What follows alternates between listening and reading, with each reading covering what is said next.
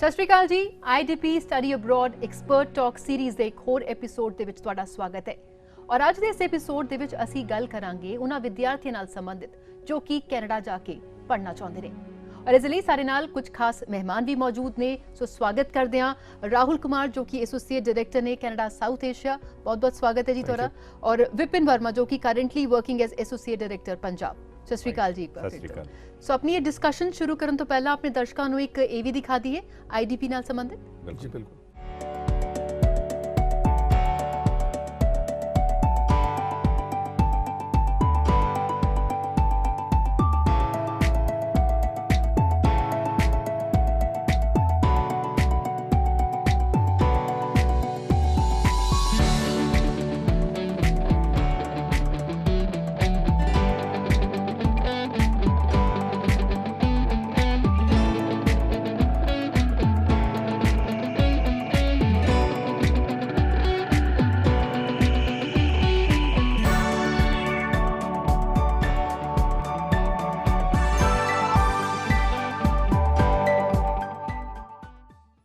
सो ये भी सारे दर्शकों ने देख ली है, लेकिन जानकारी बहुत सारी हाले दर्शक चाहते हैं और सारे विद्यार्थी बहुत सारे सवाल जिसकी की उम्मीद करते हैं कि तुसी जवाब दोगे।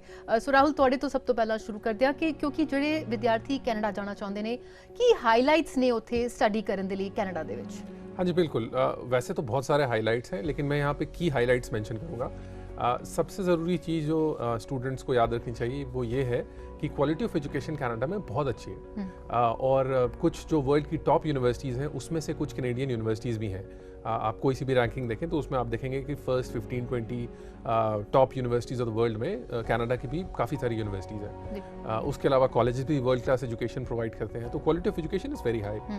The second thing is Canada is a multi cultural society, तो कई सारी कंट्रीज से अलग अलग जगह से लोग वहाँ आते हैं, तो आपको वहाँ पे एलियन टाइप का फील नहीं होता कि आप कहीं बाहर से हैं, आपको लगता है आप ही की कंट्री है। तीसरा, क्वालिटी ऑफ लाइफ बहुत अच्छी है, लोग बहुत अच्छे हैं, वेलकमिंग है, वार्म है, वर्क अपॉर्चुनिटीज़ बहुत अच्छी हैं।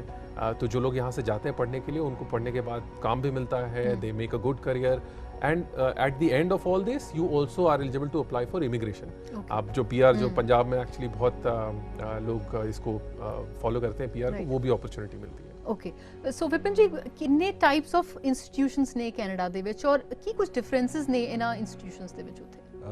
ਜਿਵੇਂ ਨਾਰਮਲੀ ਅਸੀਂ ਹਰ ਕੰਟਰੀਜ਼ ਦੇਖਨੇ, ਇੰਡੀਆ 'ਚ ਵੀ ਦੇਖਦੇ ਹਾਂ, ਕਾਲਜਸ ਹੁੰਦੇ ਨੇ, ਯੂਨੀਵਰਸਿਟੀਜ਼ ਹੈਗੇ ਨੇ। ਸਿਮਿਲਰਲੀ ਕੈਨੇਡਾ ਦੇ ਵਿੱਚ ਵੀ ਸਾਡੇ ਕੋਲ ਕਾਲਜਸ ਵੀ ਹੈਗੇ ਨੇ, ਯੂਨੀਵਰਸਿਟੀਜ਼ ਵੀ ਹੈਗੇ ਨੇ। ਕਾਲਜਸ ਮੇਨਲੀ ਜਿਹੜੇ ਪ੍ਰੋਗਰਾਮ ਰਨ ਕਰਦੇ ਨੇ ਉਹ ਡਿਪਲੋਮਾਜ਼, ਪੋਸਟ ਗ੍ਰੈਜੂਏਟ ਡਿਪਲੋਮਾਜ਼, ਕੁਝ ਡਿਗਰੀ ਪ੍ਰੋਗਰਾਮ ਵੀ ਹੁੰਦੇ ਨੇ। ਯੂਨੀਵਰਸਿਟੀਜ਼ ਕੋਲ ਮੇਜਰਲੀ ਪ੍ਰੋਗਰਾਮ ਜਿਹੜੇ ਆਉਂਦੇ ਨੇ ਉਹ ਡਿਗਰੀਜ਼ ਆਉਂਦੇ ਨੇ, ਬੈਚਲਰਸ ਡਿਗਰੀ ਔਰ ਮਾਸਟਰਸ ਡਿਗਰੀ। ਕੁਝ ਡਿਫਰੈਂਸਿਸ ਇਹਨਾਂ 'ਚ ਅਸੀਂ ਇਹ ਦੇਖਣੇ ਹੈਗੇ ਆ ਕਿ ਜਿਹੜੇ ਕਾਲਜਸ ਹੈਗੇ ਨੇ ਉਹ ਜੌਬ ਰੈਡੀ ਪ੍ਰੋਗਰਾਮਸ ਲੈ ਕੇ ਚੱਲਦੇ ਹੈਗੇ ਨੇ ਤਾਂ ਕਿ ਬੱਚੇ ਪੜ੍ਹਨ ਔਰ ਨਾਲ ਦੇ ਨਾਲ ਉਹਨਾਂ ਨੂੰ ਕੁਝ ਜੌਬਸ ਮਿਲ ਜਾਣ। यूनिवर्सिटी के प्रोग्राम जोड़े है वो मेजरली थ्योरी बेस्ड होंगे ने, रिसर्च बेस्ड होंगे ने और बच्चे वो अपनी पूरी डिग्री 4 साल की डिग्री है या 2 साल की मास्टर डिग्री कंप्लीट करते हैं, then they look out for their career after that completion of that programme. बिल्कुल। लेकिन विपिन क्योंकि स्टूडेंट्स अप्लाई तो कर देंगे ने, लेकिन कितना समा लग जाता है इन्हां इंस्टीट्यूशंस तो ऑफर जोड़ा है स्टूडेंट्स तक पहुँचने के लिए?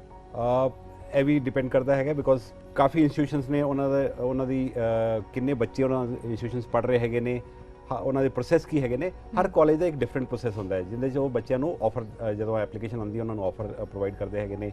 ਕੁਝ ਇੰਸਟੀਟਿਊਸ਼ਨ ਹੈਗੇ ਨੇ ਜਿਹੜੇ ਵਿਦਿਨ ਅ ਵੀਕ ਬੱਚਿਆਂ ਨੂੰ ਆਫਰ ਇਸ਼ੂ ਕਰ ਦਿੰਦੇ ਹੈਗੇ ਨੇ, ਬਟ ਕੁਝ ਐਸੇ ਇੰਸਟੀਟਿਊਸ਼ਨ ਵੀ ਹੈਗੇ ਨੇ ਜਿਨ੍ਹਾਂ ਦੇ ਪ੍ਰੋਸੈਸ ਥੋੜੇ ਲੰਬੇ ਹੈਗੇ ਨੇ, 4 ਤੋਂ 6 ਹਫ਼ਤੇ ਵੀ ਲੱਗ ਜਾਂਦੇ ਹੈਗੇ ਨੇ। So different it varies from institution to institution. Okay so Rahul इस वेले क्योंकि कोविड का ये टाइम चल रहा फ्रॉम लास्ट 1 to 2 ईयर्स जो स्टूडेंट्स ने मोस्टली ऑनलाइन क्लासेस अटेंड कर रहे हैं, सो पोस्ट वर्क जो पोस्ट जी पढ़ाई तो बाद इसका कुछ इंपैक्ट पाएगा स्टूडेंट्स पे?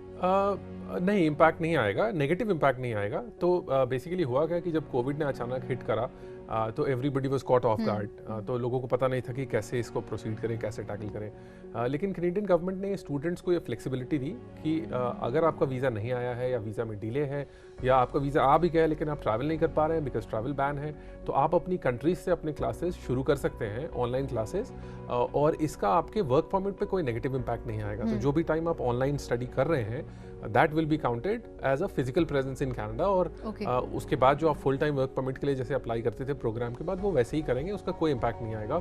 और ये rule in fact 30th of December तक लागू है।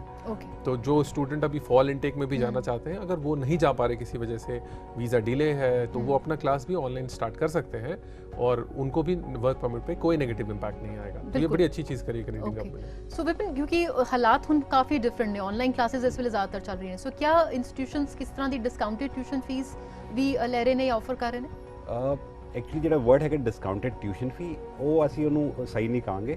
ਬੱਚੇ ਜਿਹੜੇ ਜਾ ਰਹੇ ਹੈਗੇ ਨੇ, ਜਿਹੜੇ ਜਾਂਦੇ ਨੇ ਉੱਥੇ ਜਾ ਕੇ ਫਿਜ਼ੀਕਲ ਕਲਾਸਿਸ ਲਗਾਉਂਦੇ ਨੇ, ਜਿਹੜੀ ਉਹਨਾਂ ਦੇ ਆਫਰ ਲੈਟਰਸ ਆਉਂਦੀਆਂ ਨੇ, ਉਹ ਤਕਰੀਬਨ ਦੇਖਦੇ ਹੈਗੇ ਨੇ ਕਿ ਉਹਨਾਂ ਵਿੱਚ ਟਿਊਸ਼ਨ ਫੀ ਮੈਂਸ਼ਨ ਹੁੰਦੀ ਹੈ, ਕੁਝ ਐਕਸਲਰੀ ਚਾਰजेस ਹੁੰਦੇ ਨੇ, ਕੁਝ ਬੱਸ ਪਾਸ ਵਗੈਰਾ, ਮਤਲਬ ਐਸੇ ਐਡੀਸ਼ਨਲ ਐਕਸਪੈਂਸਿਸ ਉਹਨਾਂ ਦੇ ਐਡ ਹੁੰਦੇ ਨੇ ਜਿਹੜੇ ਉਹਨਾਂ ਦੀ ਆਫਰ ਦੇ ਵਿੱਚ ਹੁੰਦੇ ਨੇ।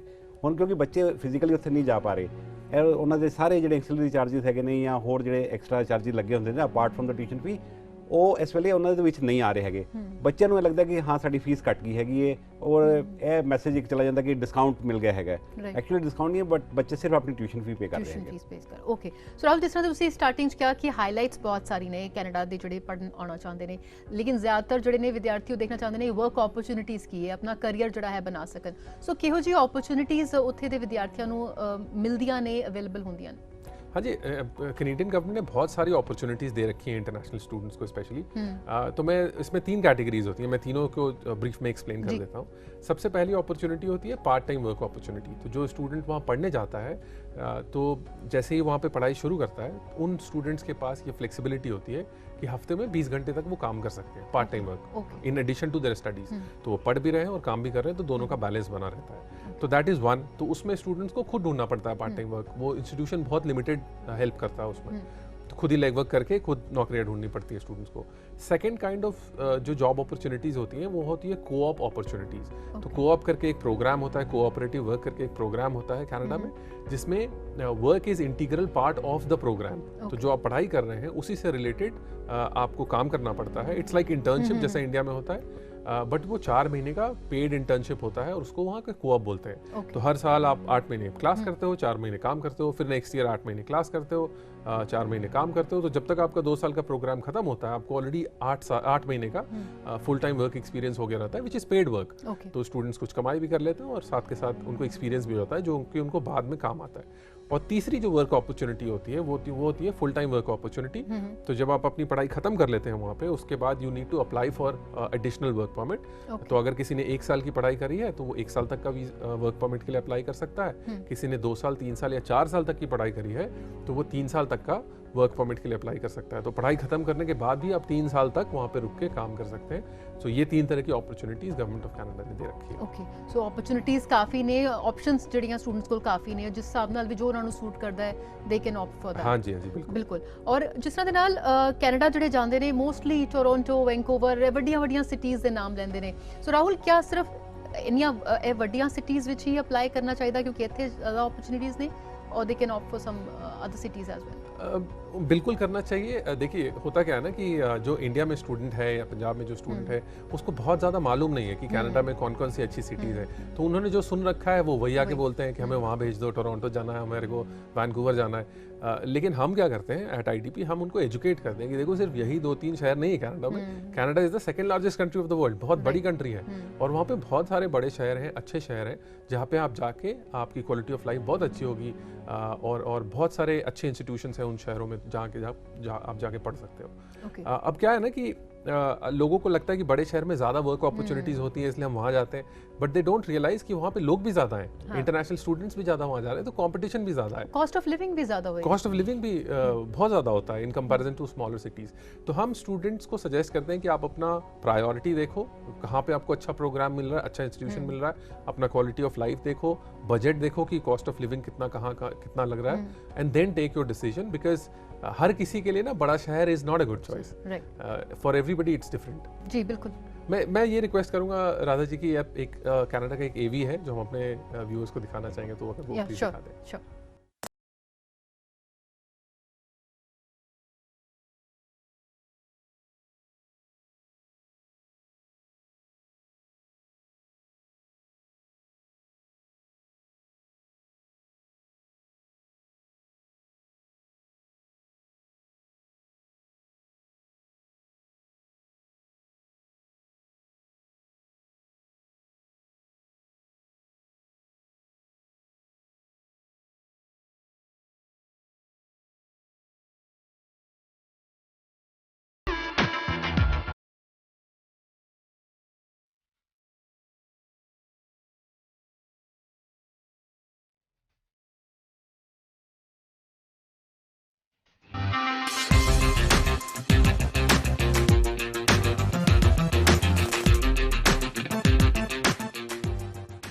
ਸੋ ਇਹ ਵੀ ਸਾਰੇ ਦਰਸ਼ਕਾਂ ਨੇ ਦੇਖੀ ਹੈ, ਯਕੀਨਨ ਇਸ ਦੇ ਨਾਲ ਬਹੁਤ ਸਾਰੀ ਹੋਰ ਜਾਣਕਾਰੀ ਮਿਲੇਗੀ। ਸੋ ਸਵਾਲ ਹੋਰ ਬਹੁਤ ਸਾਰੇ ਨੇ ਜਿਸ ਦੇ ਅਸੀਂ ਜਵਾਬ ਤੁਹਾਡੇ ਤੋਂ ਚਾਹਾਂਗੇ, ਲੇਕਿਨ ਇੱਕ ਛੋਟੀ ਜਿਹੀ ਬ੍ਰੇਕ ਲਈ ਇੱਥੇ ਰੁਕ ਲੈਂਦੇ ਹਾਂ।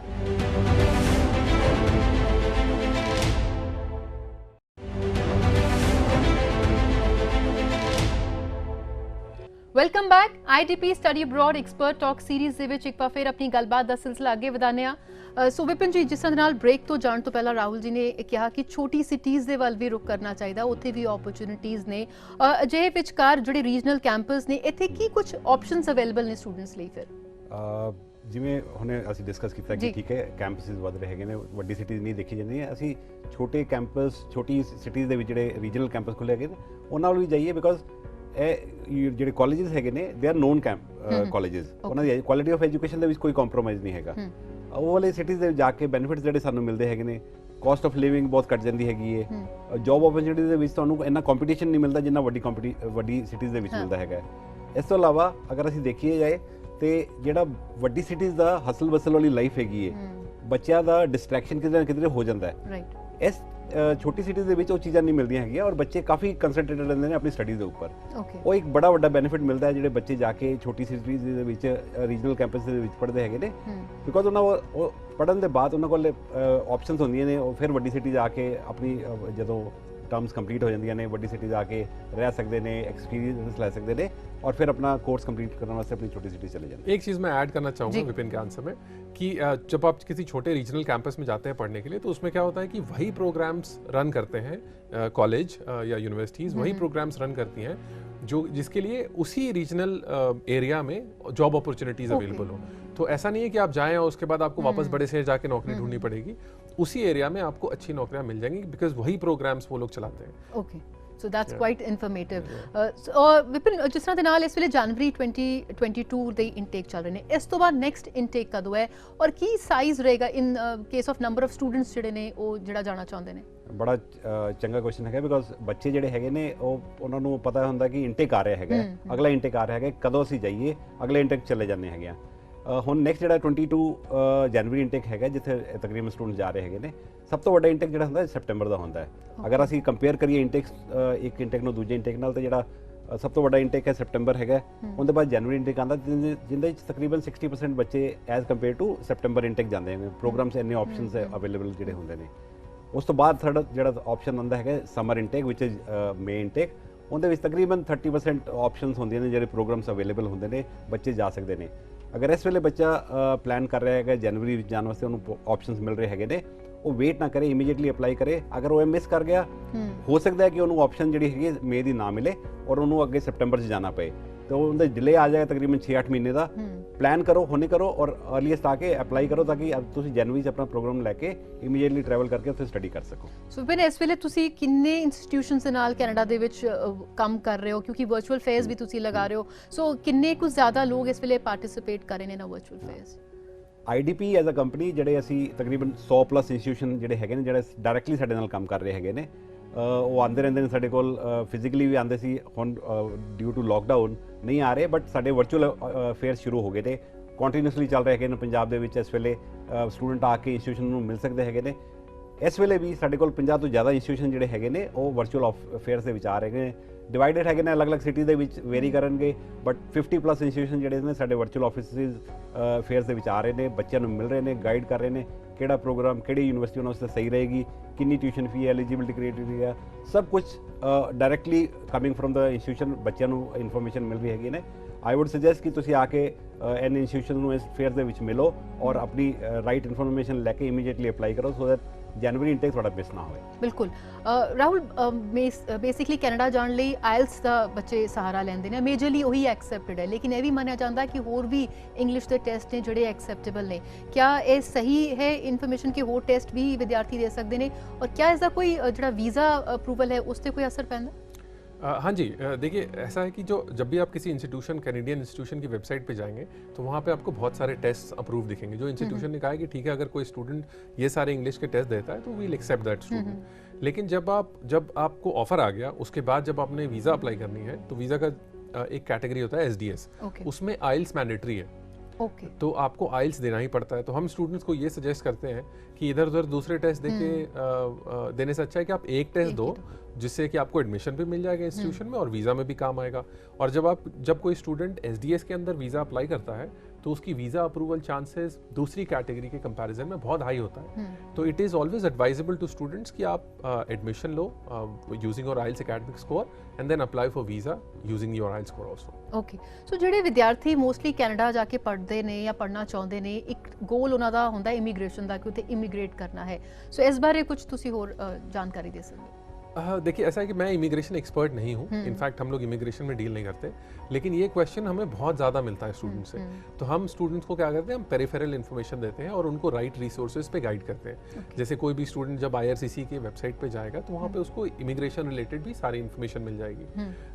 लेकिन मैं एक मोटा मोटा आइडिया दे देता हूँ। तो स्टूडेंट्स ने फ़िलहाल फोकस करना है कि वो सही प्रोग्राम, सही इंस्टीट्यूशन सेलेक्ट करें, उसके बाद वहाँ जाके अच्छी तरीके से उस पढ़ाई को कंप्लीट करें, खूब मेहनत करें, अच्छे नंबर लाएं, ताकि जब वो नौकरी करने जाएं, जब उनको वर्क परमिट के अप्लाई करने की नौबत आए तो उन्हें एक अच्छी नौकरी मिले।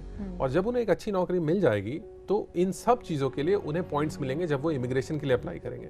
तो उनको इंडिया की पढ़ाई के लिए, कनाडा की पढ़ाई के लिए, कनाडा के वर्क एक्सपीरियंस के लिए, इन सब चीज़ों के लिए पॉइंट्स मिलते हैं। और जब उनको फुल टाइम एक नौकरी रहेगी और उसके बाद वो इमिग्रेशन के लिए अप्लाई करने जाएंगे तो उनको बहुत एडवांटेज होगा।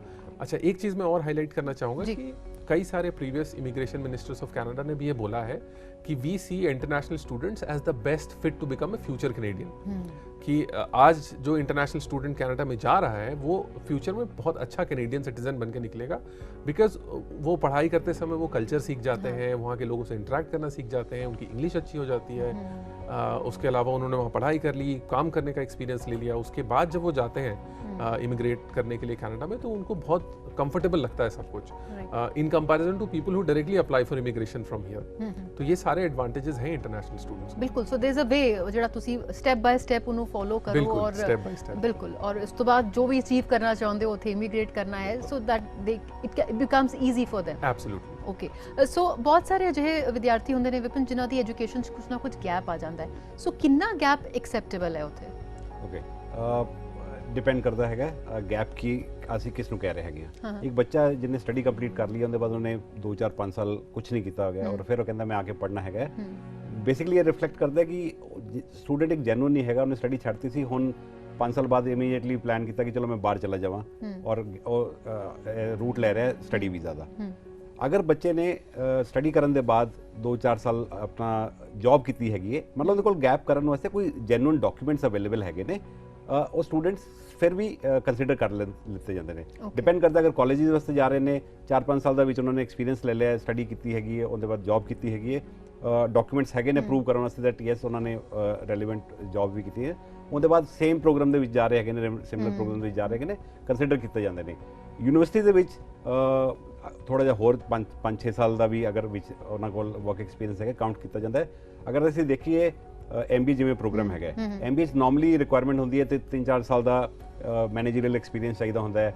ਬੱਚਿਆਂ ਨੇ 6-7 ਸਾਲ ਦਾ ਐਵਰੇਜ ਜਿਹੜੇ ਉੱਥੇ ਕਲਾਸ ਸਾਈਜ਼ MBA ਦੀ ਹੁੰਦੀ ਹੈ, ਐਵਰੇਜ ਏਜ ਸਾਈਜ਼ ਹੈ 30-35 ਦੇ ਵਿੱਚ ਹੁੰਦਾ ਹੈ। ਤੇ ਅਗਰ ਬੱਚੇ ਨੇ 5-6 ਸਾਲ 7 ਸਾਲ ਜੌਬ ਕੀਤੀ ਹੈਗੀ, ਐਕਸਪੀਰੀਅੰਸ ਹੈਗਾ, ਉਹ ਕੰਸੀਡਰ ਕੀਤੇ ਜਾਂਦੇ ਨੇ ਕਿ ਦੇ are the right students fit for that class.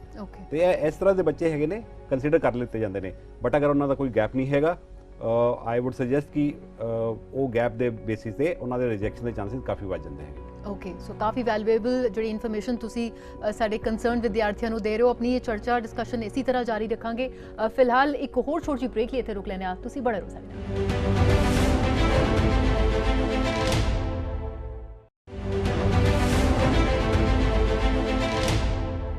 So IDP study abroad expert talk series ਦੇ ਵਿੱਚ ਇੱਕ ਵਾਰ ਫਿਰ ਤੋਂ ਸਵਾਗਤ ਹੈ ਔਰ ਆਪਣੀ ਡਿਸਕਸ਼ਨ ਨੂੰ ਅਸੀਂ ਅੱਗੇ ਵਧਾਉਂਦੇ ਹਾਂ। ਗੱਲ ਕਰਦੇ ਹਾਂ ਰਾਹੁਲ, ਜਿਸ ਤਰ੍ਹਾਂ ਦੇ ਨਾਲ ਬਹੁਤ ਸਾਰੇ ਵਿਦਿਆਰਥੀ, ਬਹੁਤ ਸਾਰੇ ਕੰਸਰਨਸ ਹੁੰਦੇ ਨੇ। ਇੱਕ ਕੰਸਰਨ ਇਹ ਵੀ ਹੈ ਪੇਰੈਂਟਸ ਨੂੰ, ਵਿਦਿਆਰਥੀਆਂ ਨੂੰ, ਕੈਨੇਡਾ ਦਾ ਜਿਹੜਾ ਵੈਦਰ ਹੈ ਉਹ ਬੜਾ ਐਕਸਟ੍ਰੀਮ ਹੁੰਦਾ ਹੈ ਕਈ ਵਾਰ, ਸੋ ਉਸ ਨੂੰ ਲੈ ਕੇ ਕੀ ਕਹੋਗੇ? हाँ जी, इनफैक्ट जब हम लोग भी स्टूडेंट्स या पेरेंट्स से बात करते हैं तो पेरेंट्स को अक्सर ये कंसर्न होता है स्पेशली कि जी कनाडा में तो बहुत ठंड है, हमारा बच्चा कैसे रहेगा वहाँ पे। तो मैं सबको यही समझाता हूँ कि देखिए ऐसा नहीं है कि Canada is always covered in snow and people live in igloos. वहाँ पे चारों सीज़न है, summer, winter, spring and fall. सिर्फ ये आपको समझना है कि कनाडा में थोड़ा विंटर्स थोड़ा लंबा होता है। जैसे हमारे यहाँ अगर मान लीजिए 3 महीने का विंटर्स है, तो वहाँ पे 4, साढ़े 4, 5 महीने तक का भी विंटर हो सकता है, because it's in the towards the northern part of the world, northern hemisphere में काफ़ी ऊपर है वो। तो इस वजह से थोड़ी ठंड ज़रूर होती है वहाँ पे, और जब विंटर्स होती है तो ठंड काफ़ी होती है, -10, -15 डिग्रीज आराम से चला जाता है। लेकिन अच्छी बात ये है कि वहाँ पे जो क्वालिटी ऑफ क्लोथिंग है, जो एक्सेसरीज हैं, वो बहुत अच्छी हैं, तो उससे पता नहीं लगता। उसके अलावा जो कैंपसेस होते हैं वो सेंट्रली हीटेड होते हैं, तो कैंपस के अंदर आप विंटर्स में भी जाएंगे तो आपको स्टूडेंट शॉर्ट्स में घूमते हुए नजर आएंगे इन -10 डिग्रीज। तो वो बहुत कल्चरल डिफरेंस है जो कि वहाँ जाके ही एक्सपीरियंस कर सकते हैं। उसके अलावा समर, फॉल और स्प्रिंग, ये 3 सीजन और हैं जिसमें कि बहुत प्लेजेंट होता है वेदर। मेरा पर्सनल फेवरेट इज़ फॉल, जो कि अभी सितंबर स्टार्ट जो होता है उसमें वो वेदर होता है, because it's very very beautiful, there are lot of colours, और वेदर बहुत अच्छा होता है। ओके, सो वेदर ਤੋਂ ਇਲਾਵਾ ਹੋਰ ਕਿਹੜੇ-ਕਿਹੜੇ ਕੰਸਰਨਸ ਹੁੰਦੇ ਨੇ, ਕਿਉਂਕਿ ਤੁਸੀਂ ਬਹੁਤ ਸਾਰੇ ਇੰਸਟੀਟਿਊਸ਼ਨਸ ਦੇ ਨਾਲ ਕੈਨੇਡਾ ਦੇ ਨਾਲ ਜੁੜੇ ਹੋਏ ਹੋ? हाँ जी, देखिए कंसर्न्स बोथ साइड होते हैं। जैसे स्टूडेंट्स के कंसर्न्स होते हैं कि हमें अकोमोडेशन कैसे मिलेगी, हम फूड के लिए क्या करेंगे, तो हम ये सारी चीज़ों के लिए स्टूडेंट्स को जाने से पहले एक प्री डिपार्चर ब्रीफिंग करते हैं जिसमें सारी इन्फॉर्मेशन देते हैं। तो हम बताते हैं कि अकोमोडेशन में आपके पास 3 तरह के ऑप्शन हैं, आप ऑन कैंपस रह सकते हो, ऑफ कैंपस रह सकते हो, शेयर्ड अकोमोडेशन रह सकते हो, ये सारी ऑप्शंस होती हैं आपके पास। फूड आपके पास चॉइस होती है, या तो आप खुद कुक कर लो या कोई मील प्लान ले लो जिससे कि आप बाहर जाके खा सको, तो ये सारी ऑप्शंस होती हैं। रही बात कंसर्न्स इंस्टीट्यूशंस की साइड से, तो इंस्टीट्यूशन का फीडबैक स्टूडेंट्स के लिए यूजुअली तो बहुत अच्छा होता है, वो बहुत तारीफ करते हैं इंडियन स्टूडेंट्स की, लेकिन कुछ फीडबैक जो हमारे को मिलता है वो ये होता है कि स्पेशली जो पंजाब से जो स्टूडेंट्स आते हैं वो दूसरी कंट्रीज से जो स्टूडेंट्स आते हैं पढ़ने के लिए उनके साथ ज़्यादा इंटरेक्ट नहीं करते और आपस में ही ज़्यादा कंफर्टेबल फील करते हैं। तो मैं थोड़ा अपील करूँगा पंजाब के स्टूडेंट्स से कि वहाँ जाके आप मल्टी कल्चर भी एक्सपीरियंस करो, वहाँ जाके दूसरे लोगों से भी बात करो, उनकी कल्चर सीखो, अपना सिखाओ, और ओवरऑल इंजॉय करो आप टाइम वहाँ पर। ਬਿਲਕੁਲ, ਸੋ ਓਪਰਚੁਨਿਟੀ ਹੈਗੀ ਉਹਨਾਂ ਕੋਲ ਬਹੁਤ ਕੁਝ ਨਵਾਂ ਸਿੱਖਣ ਦੀ, ਪੜ੍ਹਾਈ ਦੇ ਨਾਲ ਕਲਚਰਸ ਵੀ ਤੁਸੀਂ ਐਕਸਚੇਂਜ ਕਰ ਸਕਦੇ ਹੋ। ਸੋ ਵਿਪਿਨ, ਤੁਸੀਂ ਵੀ ਕੁਝ ਟੌਪ ਐਡਵਾਈਸ ਪੰਜਾਬ ਦੇ ਖਾਸ ਕਰ ਸਟੂਡੈਂਟਸ ਨੂੰ ਦੇਣਾ ਚਾਹੋਗੇ? ਬਿਲਕੁਲ, taking a tip what Rahul was saying ਕਿ ਬੱਚੇ ਜਾਂਦੇ ਨੇ, ਮੈਂ ਖੁਦ ਐਕਸਪੀਰੀਅੰਸ ਕੀਤਾ ਹੈ, ਬੱਚੇ ਜਾਂਦੇ ਨੇ ਕੈਂਪਸਿਸ ਦੇ ਵਿੱਚ ਜਾ ਕੇ ਉਹ ਇਕੱਠੇ ਗਰੁੱਪ ਬਣਾ ਲੈਂਦੇ ਨੇ ਆਪਣੇ, ਸੇਮ ਸਰਕਲ ਦੇ ਵਿੱਚ ਰਹਿੰਦੇ ਹੈਗੇ ਨੇ। ਉਹ ਬੇਸਿਕਲੀ ਉਹਦੇ ਨਾਲ ਉਹਨਾਂ ਦਾ ਜਿਹੜਾ ਓਵਰਆਲ ਡਿਵੈਲਪਮੈਂਟ ਹੈ, ਜਿਹੜਾ ਮਲਟੀਕਲਚਰਲ ਉਹਨਾਂ ਨੂੰ ਐਨਵਾਇਰਨਮੈਂਟ ਮਿਲਣਾ ਚਾਹੀਦਾ ਹੈ, ਉਹ ਨਹੀਂ ਮਿਲ ਪਾਉਂਦਾ ਹੈਗਾ। ਕੁਝ ਬੱਚੇ ਹੈਗੇ ਜਿਹੜੇ ਸੋਚਦੇ ਨੇ ਕਿ ਹਾਂ ਬਈ ਸਾਨੂੰ ਉਹ ਚੀਜ਼ ਚਾਹੀਦੀ ਹੈਗੀ, ਅਸੀਂ ਨਵਾਂ ਸਿੱਖਣਾ ਹੈਗਾ, ਉਹ ਆਪਣਾ ਸਰਕਲ ਵਧਾਉਂਦੇ ਹੈਗੇ ਨੇ, ਉਹ ਗਰੁੱਪਸ ਦੇ ਵਿੱਚ ਜਾਂਦੇ ਨੇ, ਉਹਨਾਂ ਦੇ ਜਿਹੜੇ ਕੈਂਪਸ ਦੇ ਵਿੱਚ ਡਿਫਰੈਂਟ ਗਰੁੱਪਸ ਬਣੇ ਹੋਏ ਨੇ ਕਲਚਰਲ ਪ੍ਰੋਗਰਾਮਸ ਜਾਂ ਡਿਫਰੈਂਟ ਪ੍ਰੋਗਰਾਮਸ ਵਾਸਤੇ, ਉਹਨਾਂ ਵਿੱਚ ਪਾਰਟਿਸਿਪੇਟ ਕਰਦੇ ਹੈਗੇ ਨੇ ਔਰ ਕਾਫੀ ਕੁਝ ਸਿੱਖਦੇ ਹੈਗੇ ਨੇ। ਇਹ ਸਭ ਕੁਝ ਬੱਚਿਆਂ ਨੂੰ ਜਾ ਕੇ ਐਕਸਪੀਰੀਅੰਸ ਕਰਕੇ ਜਿਹੜੀ ਉਹਨਾਂ ਦੀ ਲਾਈਫ ਹੈਗੀ, ਜਿਹੜੀ ਅੱਗੇ ਵੱਧਦੀ ਹੈਗੀ ਹੈ, ਬਹੁਤ ਡਿਫਰੈਂਟਲੀ ਵੱਧਦੀ ਹੈਗੀ ਹੈ as compare to a student. ਅਗਰ ਅਸੀਂ ਦੇਖੀਏ ਇੰਡੀਆ ਦੇ ਵਿੱਚ ਹੈਗਾ ਔਰ ਕੈਨੇਡਾ ਦੇ ਵਿੱਚ ਹੈਗਾ, within 6 months there is a complete overall change in a student. ਬਹੁਤ ਚੇਂਜ ਆਉਂਦੇ ਹੈਗੇ ਨੇ, ਉੱਥੇ ਜਾ ਕੇ ਸਟੱਡੀ ਕਰਦੇ ਹੈਗੇ ਨੇ, ਜਾ ਕੇ ਆਪਣਾ ਜੌਬ ਕਰਦੇ ਹੈਗੇ ਨੇ, ਉਹ ਜਾ ਕੇ ਆਪਣਾ ਖਾਣਾ ਪੀਣਾ ਸਭ ਕੁਝ ਖੁਦ ਮੈਨੇਜ ਕਰਦੇ ਹੈਗੇ ਨੇ। ਇੰਡੀਆ ਦੇ ਵਿੱਚ ਪੇਰੈਂਟਸ ਦੇਖਦੇ ਨੇ ਕਿ ਹਾਂ ਵੀ ਬੱਚਾ ਅਗਰ ਪੜ੍ਹ ਰਿਹਾ ਹੈਗਾ, ਅਸੀਂ ਉਹਨੂੰ ਕਿਧਰੇ ਹੋਰ ਨਾ ਨਿਕਲਣ ਦਈਏ, ਉਹ ਸਿਰਫ ਫੋਕਸ ਕਰੇ ਆਪਣੀ ਪੜ੍ਹਾਈ ਦੇ ਉੱਤੇ। ਉੱਥੇ ਜਾ ਕੇ ਬਿਲਕੁਲ ਕਨਸੈਪਟ ਚੇਂਜ ਹੋ ਜਾਂਦਾ ਹੈਗਾ ਔਰ ਬੱਚੇ ਵਿਦਿਨ 6 ਮੰਥਸ 8 ਮੰਥਸ 1 ਈਅਰ ਦੇ ਵਿੱਚ ਉਹਨਾਂ ਦਾ ਸੋਚਣ ਦਾ ਨਜ਼ਰੀਆ ਬਿਲਕੁਲ ਬਦਲ ਜਾਂਦਾ ਹੈਗਾ। ਬੜੀ ਵਧੀਆ ਚੀਜ਼ ਹੈਗੀ ਹੈ, ਪ੍ਰੈਕਟੀਕਲ ਨੌਲੇਜ ਮਿਲਦੀ ਹੈਗੀ ਹੈ ਔਰ ਬੱਚੇ ਇਮੀਡੀਏਟਲੀ ਨਿਖਰ ਕੇ ਆਉਂਦੇ ਨੇ ਬਾਹਰ ਹੈਗੇ ਨੇ। ਜਿਹੜੀ ਐਜੂਕੇਸ਼ਨ ਇੰਡੀਆ ਦੇ ਵਿੱਚ ਹੈਗੀ, ਜਿਹੜੀ ਮੋਰ ਆਫ ਥਿਓਰੀਟੀਕਲ ਅਸੀਂ ਕਹਿੰਦੇ ਹੈਗੇ ਆ, ਜਦੋਂ ਉਹਨਾਂ ਦਾ ਬੇਸ ਬਣਿਆ ਹੋਇਆ ਬੜਾ ਸਟਰੋਂਗ, ਜਿਸ ਵੇਲੇ ਉਹ ਜਾ ਕੇ ਉਸ এনवायरमेंट ਦੇ ਵਿੱਚ ਮਿਲਦੇ ਹੈਗੇ ਜਿੱਥੇ ਉਹਨਾਂ ਨੂੰ ਪ੍ਰੈਕਟੀਕਲ ਐਕਸਪੋਜ਼ਰ ਮਿਲ ਰਿਹਾ, ਕਲਾਸ ਦੇ ਵਿੱਚ ਮਿਲ ਰਿਹਾ ਹੈਗਾ ਔਰ ਸਭ ਕੁਝ ਆਪਣਾ ਪਲਾਨ ਕਰਕੇ ਐਕਸਪੈਰੀਮੈਂਟ ਕਰ ਸਕਦੇ ਨੇ ਕਲਾਸ ਦੇ ਵਿੱਚ, ਇਮੀਡੀਏਟਲੀ ਉਹਨਾਂ ਨੂੰ ਨੌਲੇਜ ਆ ਜਾਂਦੀ ਹੈਗੀ ਔਰ ਜਦੋਂ ਉੱਥੋਂ ਨਿਕਲ ਕੇ ਬਾਹਰ ਕਰੀਅਰ ਦੇ ਵਾਸਤੇ ਜਾਂਦੇ ਨੇ, they are the perfect candidates to go for job. ਇਸ ਕਰਕੇ ਅਸੀਂ ਦੇਖਿਆ ਕਿ ਕਿਸੇ ਵੀ ਟਾਈਮ ਤੇ ਇੰਡੀਅਨਸ ਜਿਹੜੇ ਆਲ ਓਵਰ ਵਰਲਡ ਐਕਸੈਲ ਕਰਦੇ ਨੇ ਜਦੋਂ ਆਪਣੀ ਸਟੱਡੀਜ਼ ਤੋਂ ਬਾਹਰ ਨਿਕਲਦੇ ਹੈਗੇ ਨੇ। ਸੋ ਵਿਪਿਨ ਜੀ, ਬਹੁਤ ਸਾਰੇ ਵਰਚੁਅਲ ਫੇਅਰਸ ਵੀ ਆਈਟੀਪੀ ਵੱਲੋਂ ਲਗਾਏ ਜਾ ਰਹੇ ਨੇ, ਇਸ ਦੇ ਬਾਰੇ ਵੀ ਕੁਝ ਜਾਣਕਾਰੀ ਦਿਓਗੇ? ਬਿਲਕੁਲ ਠੀਕ ਕਿਹਾ ਹੈਗਾ, ਵਰਚੁਅਲ ਫੇਅਰ ਸਾਡੇ ਹੋ ਰਹੇ ਨੇ ਪੰਜਾਬ ਦੇ ਵਿੱਚ, ਹਰ ਸਿਟੀ ਦੇ ਵਿੱਚ ਹੋ ਰਹੇ ਨੇ, ਜਿਹੜੀ ਸਾਡੇ ਜਿੱਥੇ ਸਾਡੇ ਆਫਿਸਿਸ ਹੈਗੇ ਨੇ। ਬੱਚੇ ਘਰ ਬੈਠੇ ਆਪਣੇ ਲੈਪਟਾਪ ਤੋਂ, ਆਪਣੇ ਮੋਬਾਈਲ ਤੋਂ ਲੌਗਇਨ ਕਰਕੇ ਡਾਇਰੈਕਟਲੀ ਸਾਰੀ ਯੂਨੀਵਰਸਿਟੀਜ਼ ਕਾਲਜਿਸ ਨੂੰ ਮਿਲ ਸਕਦੇ ਨੇ, ਪ੍ਰੋਗਰਾਮ ਬਾਰੇ ਚੈੱਕ ਕਰ ਸਕਦੇ ਨੇ, ਕਿਹੜੇ ਕਾਲਜ ਯੂਨੀਵਰਸਿਟੀਜ਼ ਉਹ ਪੜ੍ਹ ਸਕਦੇ ਹੈਗੇ ਨੇ ਉਹ ਚੈੱਕ ਕਰ ਸਕਦੇ ਨੇ। ਫਾਈਨਲੀ ਇਮੀਡੀਏਟਲੀ ਉੱਥੇ ਬੈਠੇ ਬੈਠੇ ਉਹ ਲੌਗਇਨ ਕਰਕੇ ਆਪਣੇ ਅਪਲਾਈ ਕਰ ਸਕਦੇ ਨੇ ਐਪਲੀਕੇਸ਼ਨਸ, ਕਿਹੜੇ ਪ੍ਰੋਗਰਾਮ ਵਿੱਚ ਜਾਣਾ ਹੈਗਾ, ਸਾਡੇ ਕਾਉਂਸਲਰ ਪੂਰਾ ਸਪੋਰਟ ਕਰਨਗੇ। ਬਿਲਕੁਲ, ਤੁਸੀਂ ਆਪਣੀ ਸਕਰੀਨ ਤੇ ਸਾਰੀ ਇਨਫੋਰਮੇਸ਼ਨ ਜਿਹੜੀ ਇਸ ਵੇਲੇ ਦੇਖ ਰਹੇ ਹੋ ਇਸ ਨੂੰ ਨੋਟ ਕਰ ਸਕਦੇ ਹੋ ਔਰ ਜੇ ਤੁਸੀਂ ਵਰਚੁਅਲੀ ਇਹ ਫੇਅਰਸ ਵਿੱਚ ਅਟੈਂਡ ਕਰਨਾ ਚਾਹੁੰਦੇ ਹੋ, ਇਨਫੋਰਮੇਸ਼ਨ ਲੈਣਾ ਚਾਹੁੰਦੇ ਹੋ, ਉਹ ਲੈ ਸਕਦੇ ਹੋ। ਨਾਲ ਦੇ ਜਿਹੜੇ ਨੀਅਰੈਸਟ ਆਈਟੀਪੀ ਤੇ ਆਫਿਸ ਨੇ ਉੱਥੇ ਜਾ ਕੇ ਵੀ ਇਹ तमाम ਇਨਫੋਰਮੇਸ਼ਨ ਲੈ ਸਕਦੇ ਹੋ। ਸੋ ਰਾਹੁਲ ਵਿਪਿਨ, ਬਹੁਤ-ਬਹੁਤ ਥੈਂਕ ਯੂ ਤੁਹਾਡਾ ਇਹ ਸਾਡੇ ਪੰਜਾਬੀਆਂ ਦੇ ਲਈ, ਪੰਜਾਬੀ ਵਿਦਿਆਰਥੀਆਂ ਲਈ ਜੋ ਤੁਸੀਂ तमाम ਜਾਣਕਾਰੀ ਦਿੱਤੀ ਹੈ, ਉਸ ਦੇ ਲਈ ਪੀਟੀਸੀ ਵੱਲੋਂ ਅਸੀਂ ਤੁਹਾਨੂੰ ਟੋਕਨ ਆਫ ਐਪਰੀਸੀਏਸ਼ਨ ਦੇਣਾ ਚਾਹਾਂਗੇ। Thank you. So IDP study abroad expert talk series ਦੇ ਅੱਜ ਦੇ ਐਪੀਸੋਡ ਵਿੱਚ ਬਸ ਇੰਨਾ ਹੀ। ਅਗਲੇ ਐਪੀਸੋਡ ਦੇ ਵਿੱਚ ਕੁਝ ਹੋਰ ਐਕਸਪਰਟਸ ਨਾਲ ਹਾਜ਼ਰ ਹੋਵਾਂਗੇ। ਤਦ ਤੱਕ ਦੇ ਲਈ ਧੰਨਵਾਦ।